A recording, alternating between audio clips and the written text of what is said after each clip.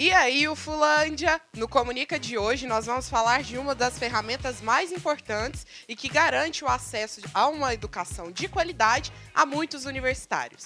Em 2022, a Lei de Cotas completou 10 anos, então ainda é preciso falar sobre esse assunto. Bora saber mais?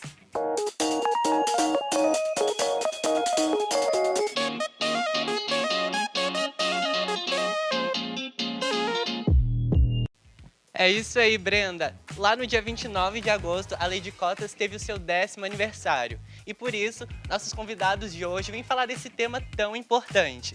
E para tratar de curiosidade, eu queria te falar que a UFO adotou o sistema de cotas lá no primeiro semestre de 2013. Muito legal, né, Brenda? E isso é muito bacana, devido à lei ser de agosto de 2012. Então a UFO já implementou no próximo semestre letivo. A UFO não perde tempo, né? Não perde tempo. E para saber mais sobre esse assunto, nós vamos conversar no quadro Fala Aí de hoje com a Jane Reis, que é da Comissão de Heteroidentificação de Cotas Raciais aqui da UFO.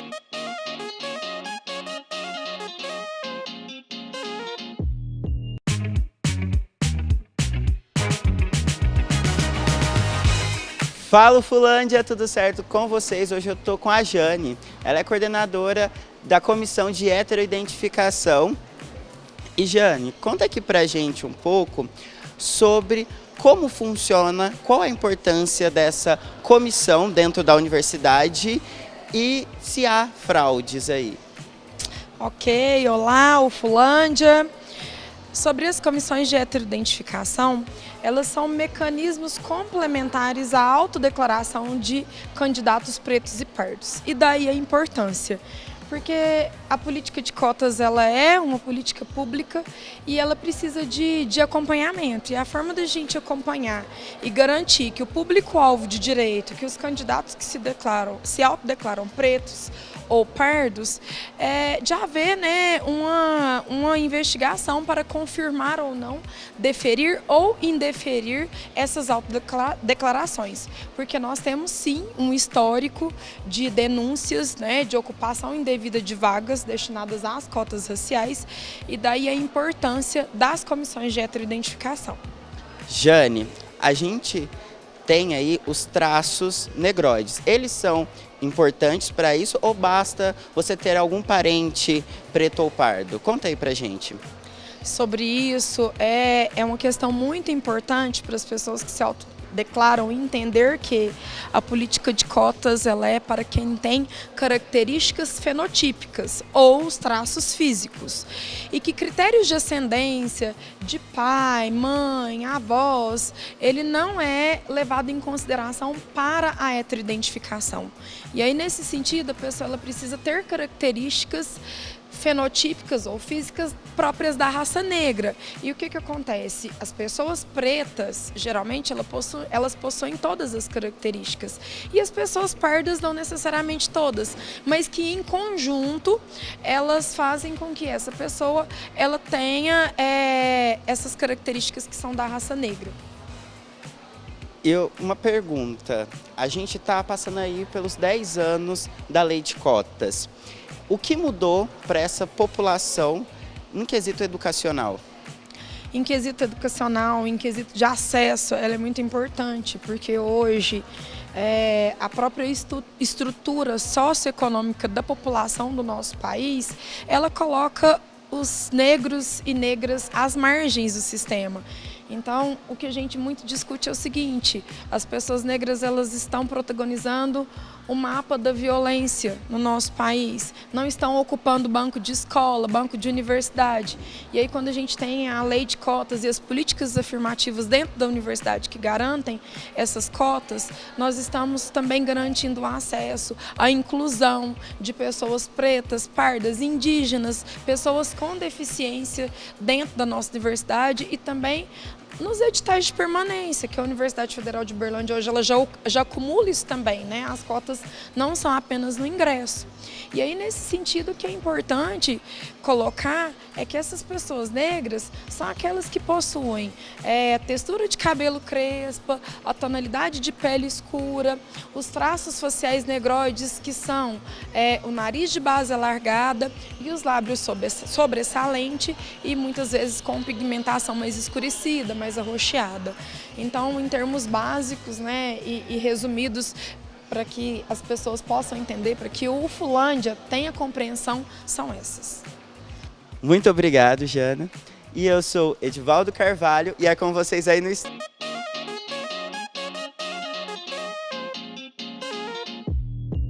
Brenda, bora lá então compor esse palco tão especial. Para estar falando um pouquinho sobre a sua experiência de vida e com as cotas, eu gostaria de chamar para o nosso palco agora Mireille Martins, que é mestranda em Ciências Sociais aqui na UFO. Salva de palmas para elas, pessoal. Seja bem-vinda, Mireille. E não para por aí, porque hoje os convidados estão de peso. A gente também trouxe uma estudante de pedagogia aqui da UFO, a Rafaela Rodrigues. Seja bem-vinda, Rafaela. Então, Mireille, para iniciar aqui o nosso bate-papo, eu queria muito saber qual que foi a importância das cotas na sua trajetória. Olá, primeiramente eu agradeço o convite, o espaço, né, para discutir uma temática tão importante, que é a Lei de Cotas, a Lei 12.711, né, nessa primeira década.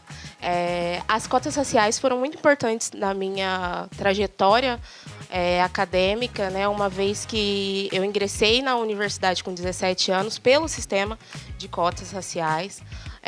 E fiz a graduação em Serviço Social na Universidade Federal de Uberlândia. Hoje estou no mestrado, né, e foi pelo ingresso, né, na universidade que as possibilidades e as perspectivas de futuro, não só para mim, né, individualmente falando, mas para minha família, para as pessoas que estão na minha convivência, se ampliassem, né? Então, esse sistema a implementação desse sistema impactou diretamente e profundamente na minha vida, né, ampliando as possibilidades, as perspectivas pessoais e certamente profissionais, né?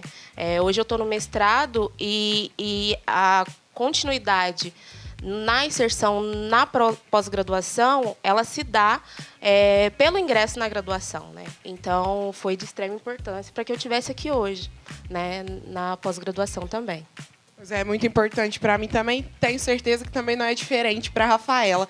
Rafaela, você é a representante dos alunos na Diretoria de Pesquisa e Estudos Afro-Raciais, né, a DIEPAFRO, perdão. E aí eu queria que você falasse um pouco mais sobre a DIEPAFRO, o que é esse papel que ela desenvolve aqui na UF e a importância dela. Oi, pessoal. Eu gostaria de agradecer o convite. E a DIEPAFRO é a Diretoria de Estudos e Pesquisas Afro-Raciais aqui da universidade. É um órgão administrativo vinculado à reitoria aqui da UFO. E através da DIEPAFRO, esse órgão, né, a DIEPAFRO, analisa as políticas de cotas, analisa ações e está vinculado diretamente às questões da educação para as relações étnico-raciais. E aí está muito vinculado também à questão da educação antirracista, à política de cotas, e é isso. Realmente tem que ter, né? A gente sabe que tem que ter. Então, Mireille, quando a gente passa por algumas questões que envolvem principalmente a questão das mulheres negras em sociedade, a Djamila Ribeiro ressalta muito como muitas vezes essas mulheres pretas são vistas como o outro do outro. E eu queria saber de você qual que é a análise que você faz dessa perspectiva. É interessante a gente pensar que a mulher negra, dentro da base ou da pirâmide social, ela está ali na base, né? No último lugar. A mulher negra é o sujeito que vai ser atravessado pelas opressões e discriminações de gênero e de raça, né? Então, nesse sentido, é que a mulher negra é vista como o outro do outro. E, então, nesse sentido, também é importante a gente pensar a organização de movimentos sociais, em especial de movimentos para mulheres negras, né? Uma vez que são esses espaços e organizações de luta que propiciam políticas públicas para a população negra, mas, em especial, também para a mulher negra, né? Em todos os âmbitos da vida. né, seja no mercado de trabalho, seja no campo da educação, seja no campo da habitação, de saúde, né, que é, então, através da organização e política e social do movimento de mulheres negras, que, inclusive, historicamente, a gente está aqui. Né? Então, está aí, talvez, a maior importância de se organizar e do movimento de mulheres negras no Brasil. Com certeza. E a Rafaela, tem a dizer sobre isso também? É, porque quando se fala de organização política e social, esse também é um dos viés pela própria criação da DIEPAFRO, né, Rafaela? E aí eu sei que lá alguns serviços são oferecidos, como assessoria, né? E você poderia falar um pouco melhor desses serviços que são ofertados por lá, a importância deles? Isso mesmo, a DIEPAFRO oferece, né, assessora ações, projetos e programas voltados para a questão das relações étnico-raciais. Ano passado, juntamente com o Núcleo de Estudos Afro-Brasileiros, o NEAB, a DIEPAFRO ofereceu um curso, né, de formação de professores. E foi muito importante, pois possibilitou que a gente tivesse acesso ao conhecimento da questão da educação antirracista, né? E possibilitou que esses professores também pudessem aplicar algumas práticas antirracistas nas escolas. E, Rafaela, você, como estudante de pedagogia aqui da universidade, como que você vê isso tão importante, essa formação? Às vezes, no próprio curso de graduação, a gente não pode ter uma formação tão esforçada de educação antirracista, por causa de tempo, por causa de pouco investimento nessa área também. Então, eu acho muito importante a questão desses cursos de extensão, essa questão que é aberta para a comunidade externa, porque o curso foi oferecido também para a comunidade externa, pois possibilita que nós, né, educadores, temos acesso e possamos aplicar algumas coisas no cotidiano da escola. A gente pode conversar com os alunos, mostrar a eles que existem outras perspectivas de vida. Incrível, né, Rafa? É o famoso fazer com e não fazer para. E falando nisso e tratando de educação, eu queria saber da Mireille, você também já atuou como professora, né, pelo AFIM, e como que você levava essas questões raciais para dentro da sala de aula? Hoje, eu ainda sou professora de Sociologia em outro cursinho pré-vestibular que tem aqui na universidade, que é o Tô Passada pré-ENEM. Né, também é um curso preparatório para o Enem. E a temática étnico-racial, ela perpassa as aulas, né, de sociologia também. Porque eu acredito que pensar uma educação antirracista auxilia, dentro do espaço da sala de aula, na ampliação do conhecimento, né, pensando que é a sala de aula que propicia o processo formativo do e da estudante, negro ou não negro, né, uma ampliação e também caminhos para que a gente desconstrua tudo aquilo que está no imaginário social brasileiro, né? E também contribua para a não reprodução e perpetuação do racismo nas relações cotidianas e também no espaço da educação, né? Então, talvez esteja aí a maior importância da educação antirracista. E nas minhas aulas, né, na minha atuação enquanto professora, esse caminho vai sendo trilhado também junto com o conteúdo, né? Pensando na importância do espaço da sala de aula mesmo. Sem dúvidas. E quando a gente vai pensando nesses estudantes do cursinho, eu tenho certeza que a preocupação em entrar numa universidade pública seja uma das maiores questões na vida deles. Qual que é a importância da lei de cotas nesse sentido? A importância da lei de cotas nesse sentido se dá pelo conhecimento de uma legislação e um direito específico, né? A quem tem direito à lei de cotas, a quem se enquadra nas modalidades que a Lei 2.711 tem. E, às vezes, o aluno que está tanto no ensino médio ou já se preparando, né, para ingressar na universidade, ele não tem conhecimento daquilo que é direito dele. Se encaixaria em alguma modalidade, se não, em qual modalidade, quais são as modalidades que essa legislação contempla, né, e quais são os perfis. Então, é importante nesse sentido, porque apresenta, né, a legislação e apresenta um direito que acaba contribuindo aos jovens, né, que estão aí nesse processo preparatório no conhecimento de uma legislação e de um direito, né? Sem dúvidas, 10 anos dessa lei que com certeza já transformou a vida de muitos estudantes por Brasil afora, né, Brenda? Inclusive a minha, por exemplo, porque eu sou cotista e sei que isso é muito importante e que às vezes eu não teria a mesma oportunidade de uma outra pessoa que não era e que teve acesso a uma educação de qualidade. Então, talvez por isso esses cursinhos como Afins, né, o Itaú passada, né, são importantes, porque a galera tem a possibilidade e a visão de entender que pode estar aqui dentro da UF. Com certeza. E falando de aluno da UF, né, Rafa, o seu estudo do TCC já é voltado para essa questão de temática racial também. Gente, eu vou ler para não errar, tá? Ó, a Rafa, o tema dela do TCC são as políticas de ações afirmativas para a inserção de estudantes negros e negras na UF. Rafa, por que esse tema? Esse tema é muito importante para mim, porque eu também sou fruto da lei de cotas. Então, escolher um tema que também fala sobre mim é uma experiência muito especial e também torna o estudo ainda mais gratificante. E aí eu escolhi esse tema, pois andando nos corredores da UF, a gente observa que às vezes tem um descompasso entre os estudantes negros e os estudantes brancos. Então eu pensei, como eu poderia pesquisar isso dentro do meu curso, que também há um descompasso muito grande. E aí, juntamente com o professor Cairo, né, da pedagogia, da FACED, a gente resolveu fazer um tema para pesquisar as políticas de ações afirmativas, tendo como recorte as cotas raciais.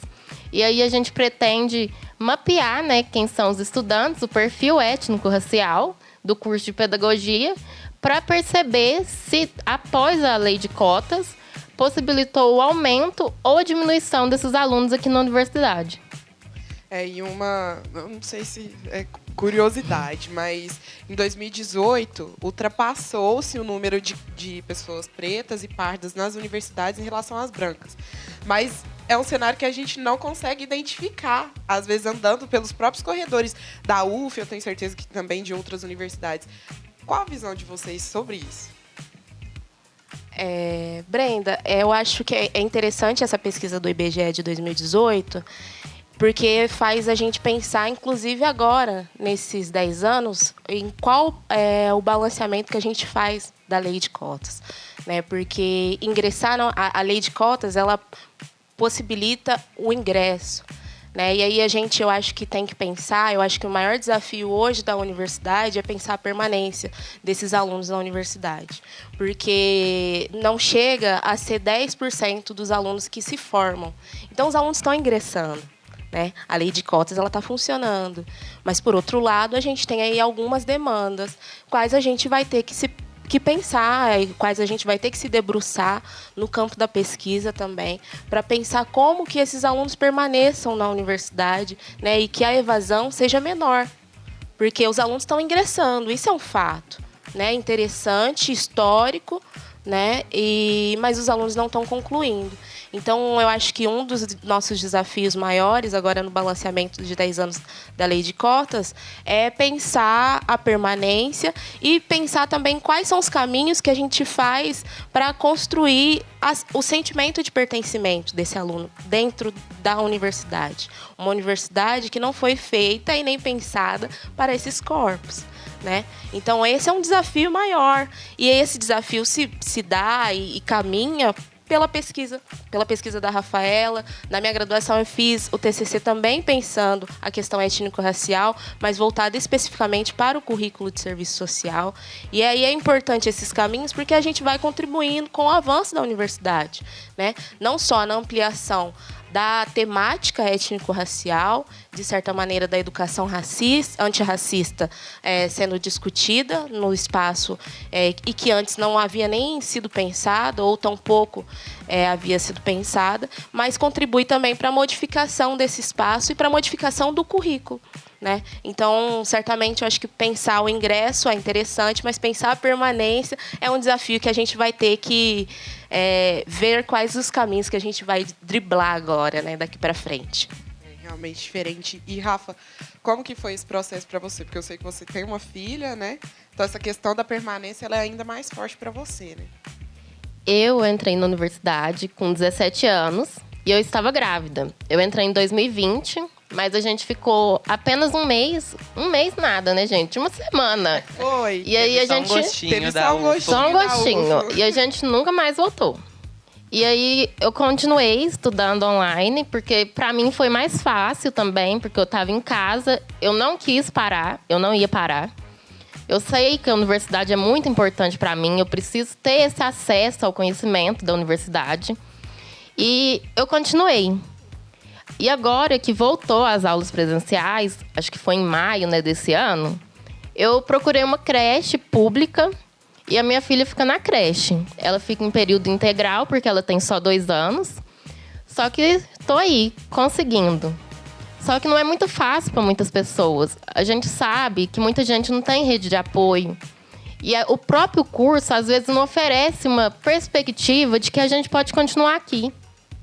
E quando a gente é mulher negra, torna muito difícil, porque aí eles te olham de outra maneira. Como a Mirelle falou, o outro do outro, né? Aí eles veem a gente não como uma mulher, não como uma pessoa que pode conseguir, né, concluir o curso.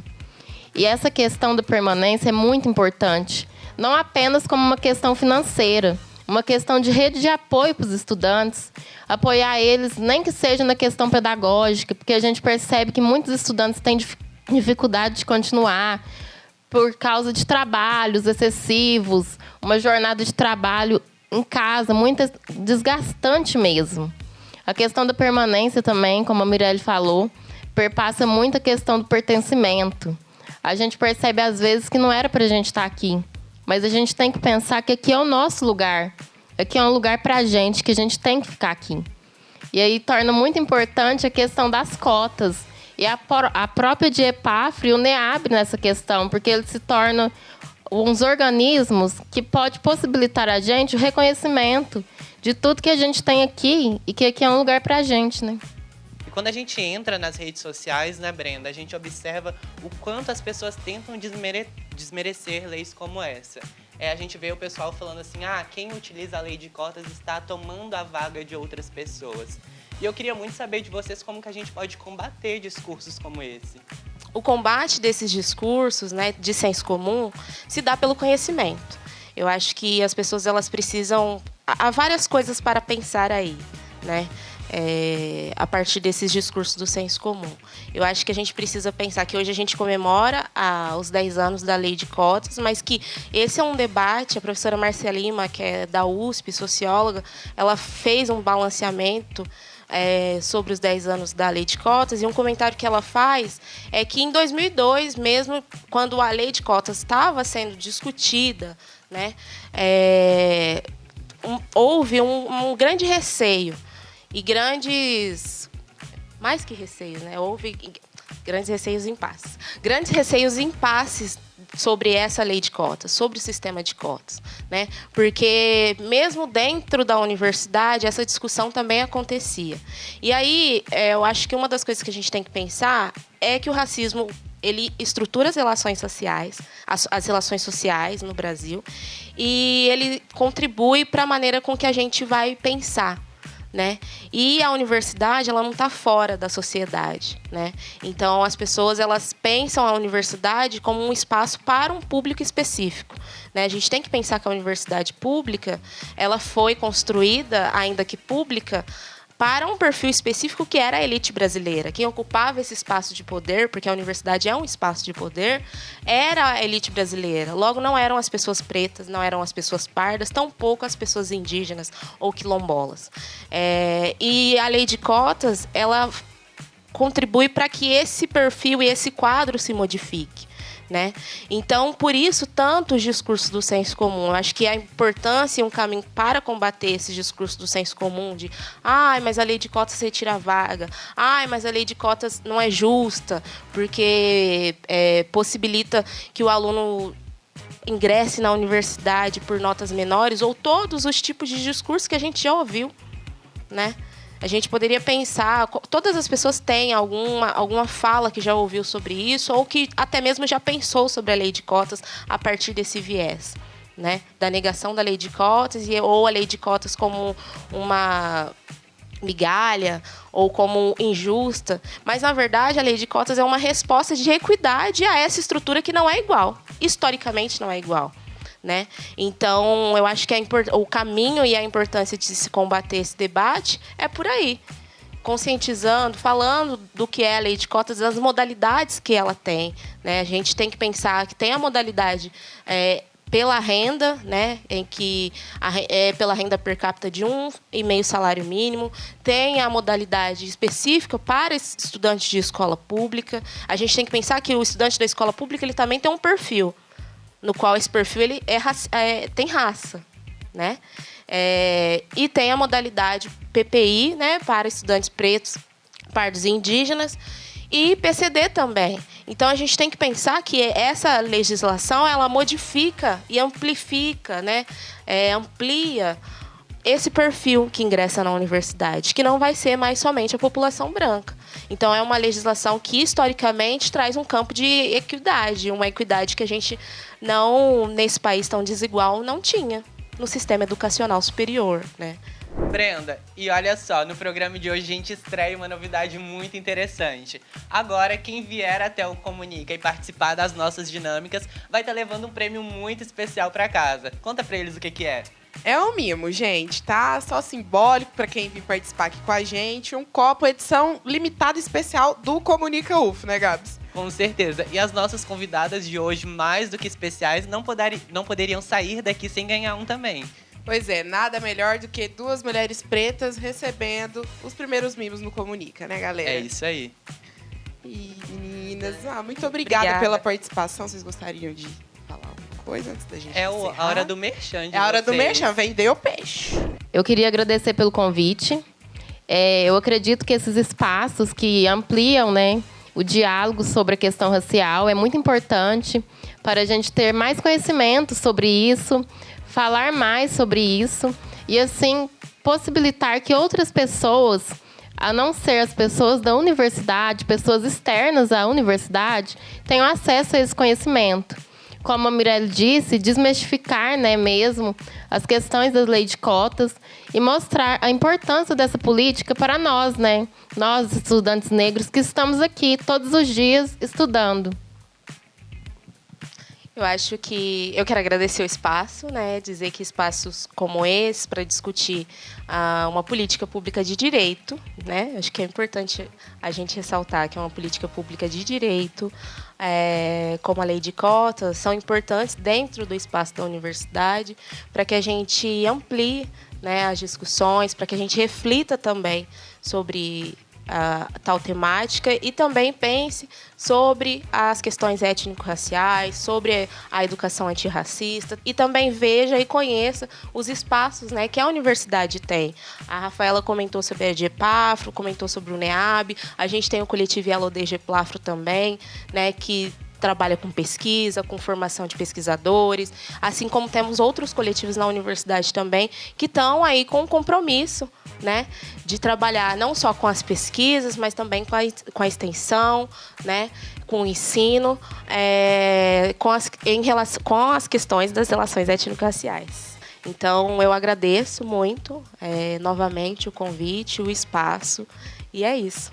Nós que agradecemos. E que programa especial que a gente fez hoje, né, Gabriel? Sem dúvidas, é muito importante a gente trazer essas pautas em debate e principalmente quando a gente tem convidados com tanta bagagem para estar nos ajudando a compreender melhor e a enriquecer essa conversa que é tão importante em sociedade. Exatamente. É importante discutir a lei de cotas, ainda mais nessa comemoração dos 10 anos dela. É isso aí, o Fulândia, mas antes da gente encerrar, o Gabriel tem um recadinho importante. É isso aí, pessoal. Além dos nossos copos, esse episódio tem mais uma novidade. Se você tiver alguma sugestão de tema para o Comunica, é só comentar aqui embaixo. E aquele que tiver mais curtidas, quem sabe se torne um de nossos episódios. Mas também não se esqueça, siga a UFA em todas as redes sociais e nos ajude a fazer um programa cada vez mais a cara de vocês.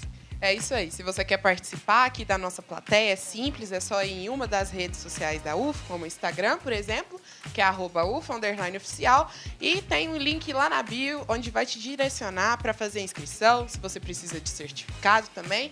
Então, fica ligado para participar aqui da nossa plateia. Até a próxima, Ufulândia! E se liga no Comunica!